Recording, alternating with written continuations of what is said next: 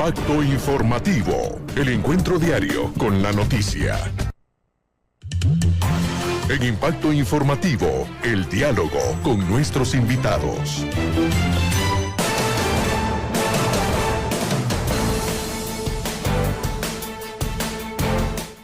7 de la mañana con 27 minutos. Saludamos a Patricio Chanabá, él es director de la Asociación de Instituciones de Microfinanzas.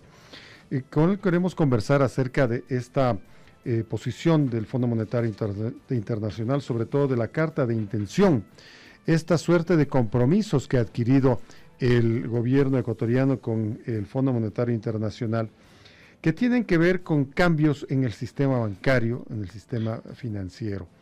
En ese sentido, ¿cuál es el punto de vista de la Asociación de Instituciones de Microfinanzas?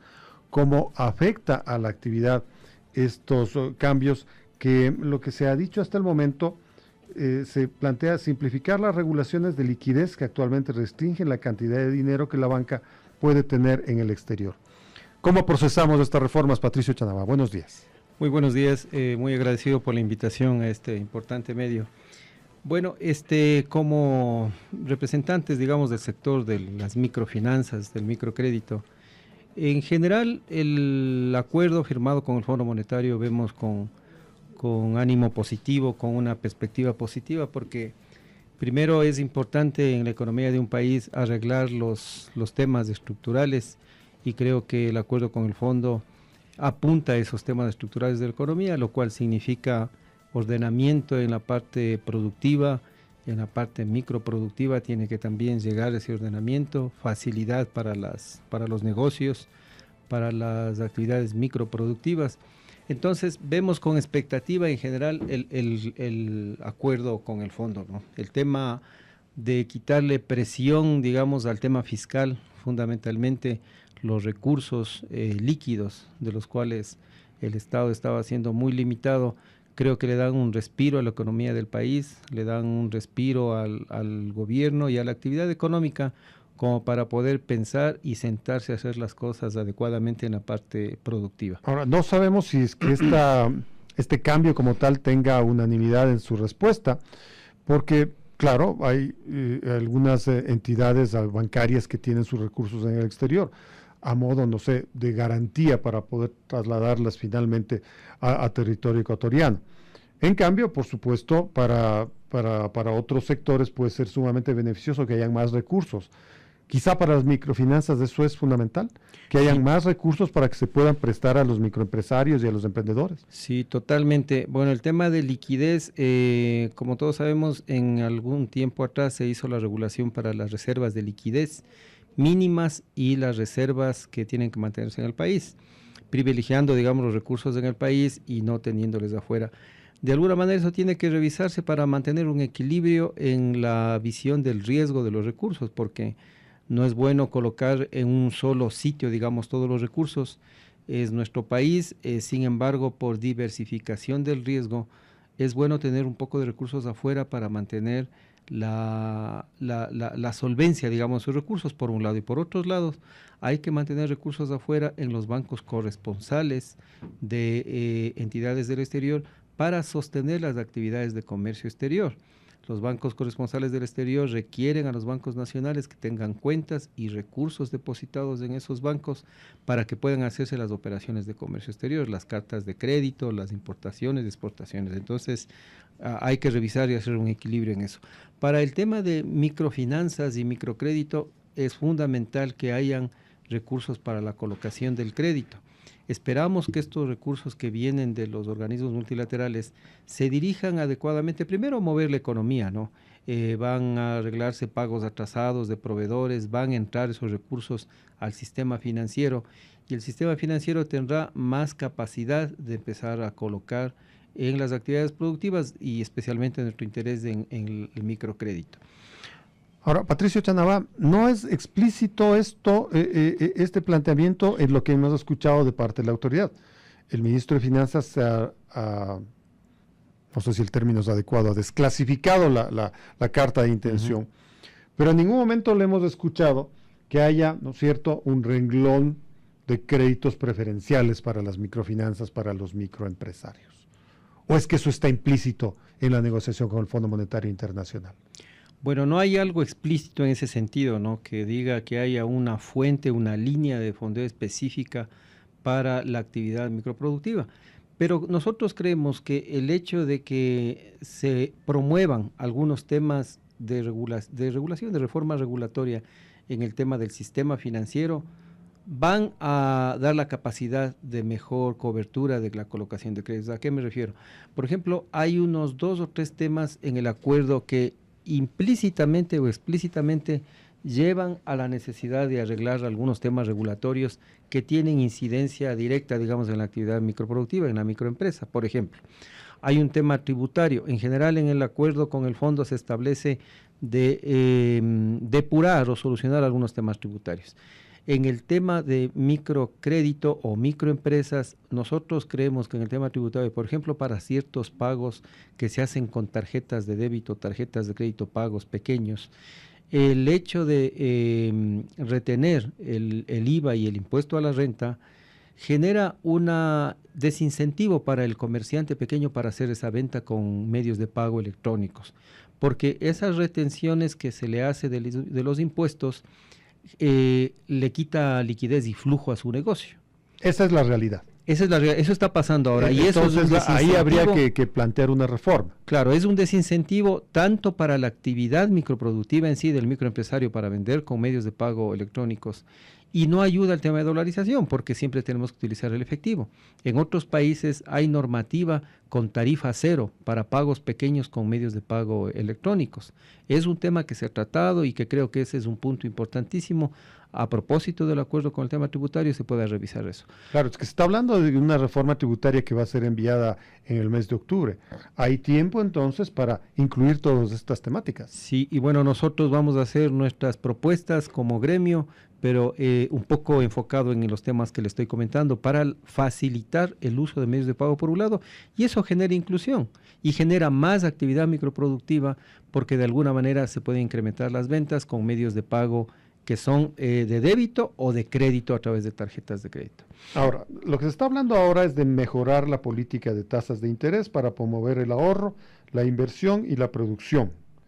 Es otro de los compromisos del gobierno con el Fondo Monetario Internacional. Habrá que leer bien, habrá que proceder bien a la hora de las tasas de interés, especialmente. Las microfinanzas tienen en ese sentido una visión quizá algo diferente. Sí, totalmente. Ese es el otro punto al que me quería referir, que es súper importante en el acuerdo con el fondo, en general, digamos, del tema regulatorio en el sistema financiero.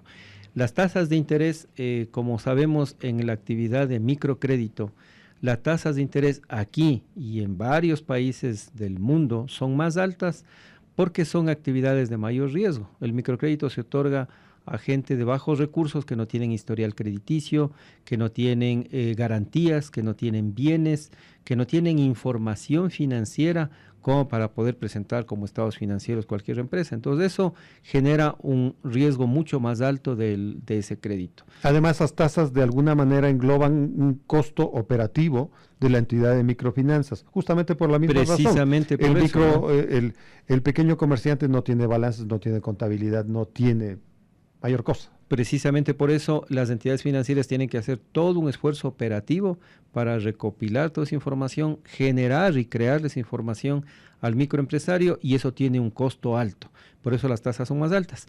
El tratamiento de tasas de interés en el país ha sido, podemos decirlo, político de alguna manera, y no es técnico, porque la determinación de las tasas de interés de los techos actualmente no responde a un proceso técnico, es un promedio ponderado del mercado y con algunos artificios para mantenerle como ha venido manteniéndose por largo tiempo con unos techos. Eso ha generado de alguna manera que se abandone a los microempresarios más chiquitos, porque mientras más pequeños son, más alto es el riesgo. Los montos de crédito más pequeños generan más riesgo y mayor costo operativo. Esta paradoja, hasta cierto punto lo es, habría que explicarla, porque evidentemente la autoridad puede bajar las tasas de interés y con eso aparentemente está ayudando a todos los sectores, pero en el caso de microcrédito eso significaría la desestímulo y quizá la extinción de las entidades que les dan recursos, que les dan crédito.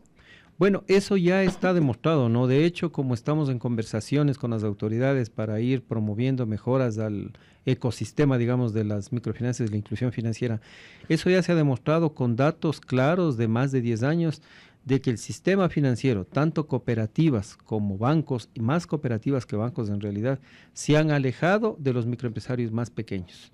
Los montos de crédito, si antes 8 o 10 años podían ser una cosa de entre 500 y $1,000 los montos de crédito, y mientras más pequeños son los montos del crédito, estamos atendiendo a personas de más bajos recursos, porque tienen menos capacidad de pago y por eso el monto es más pequeño. Esos montos se han incrementado a lo largo del tiempo, ahora fácilmente sobre $3,000, $4,000, lo que significa que hemos abandonado a los más pequeños. ¿Y por qué se han abandonado a los más pequeños? Porque los costos, las tasas de interés no cubren el riesgo y el costo operativo de esas operaciones. Entonces es un error de la autoridad pensar que bajando tasas genera mayor crédito. Pasa exactamente lo contrario, porque como la tasa es un precio de cualquier bien, el precio no me cubre el costo, no vendo el bien. El crédito es lo mismo, no me cubre la tasa y no doy el crédito. Eso ha pasado.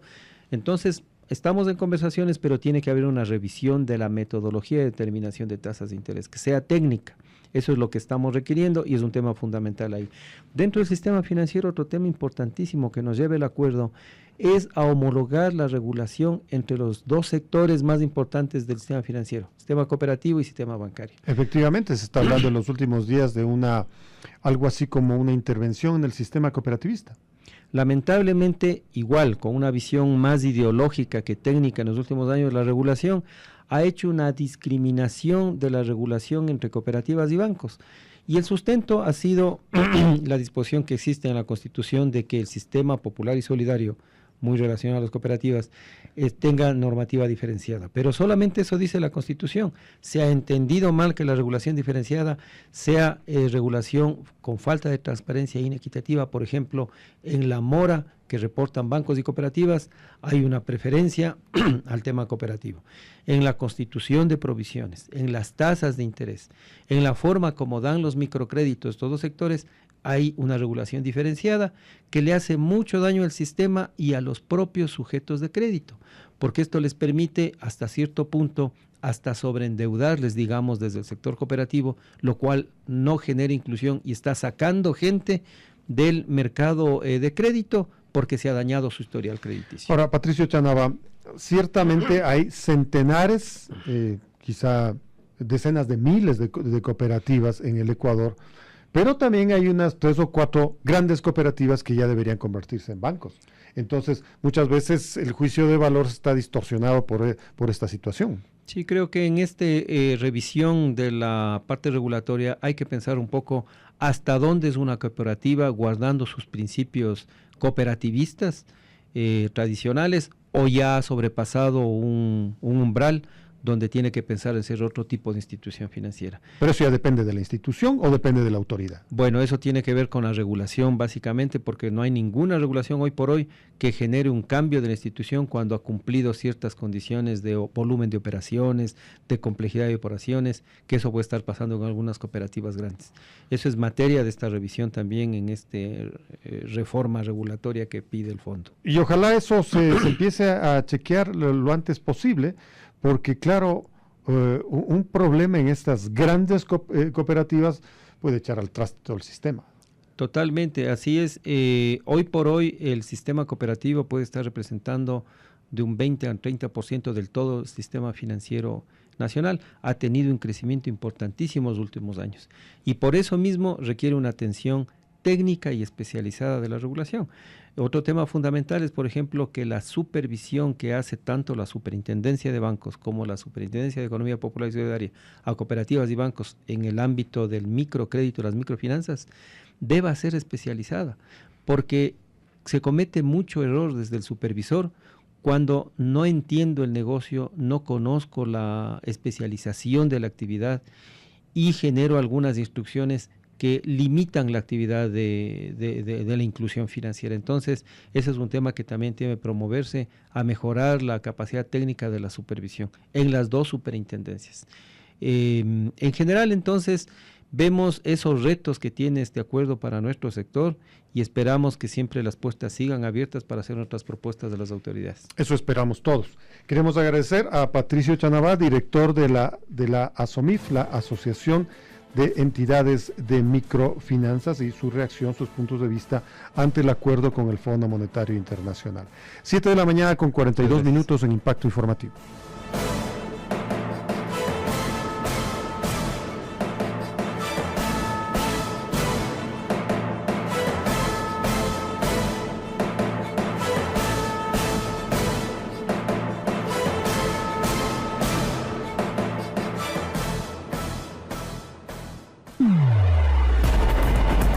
Impacto Informativo. Diálogo a fondo con las múltiples voces que hacen noticia. Pone un sonido nuevo a tu vida.